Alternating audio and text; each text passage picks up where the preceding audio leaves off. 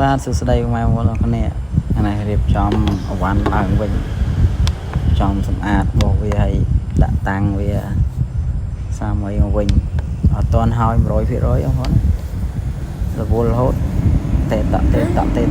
ការរួចធ្វើនេះបន្តិចធ្វើនោះបន្តិចការងាររវល់រហូតតែមានសូវមានពេលរើអវ៉ាន់យកមកតាំងអវ៉ាន់ទិញយកមកចំណាអវ៉ាន់មួយមុខហ្នឹងទិញ3ដងក៏មានដែរអវ៉ាន់ជឿថាទិញយកមកតម្លាក់ចោលទិញយកមកតម្លាក់ចោលរត់ឃើញទិញទៀតរត់ឃើញទិញទៀតចឹងលុយកប់នឹងអវ៉ាន់ហ្នឹងមិនមែនតិចទេរៀបចំវារៀបចំដាក់តាំងដាក់អីមកវិញធ្វើតនើធ្វើអីធ្វើអត់ទាន់ហើយមកធ្វើនៅច្រើនធ្វើតនើវាពីរបីដាក់គ្រឿងម៉ូតូផ្សេងគ្រឿងស្គុតផ្សេង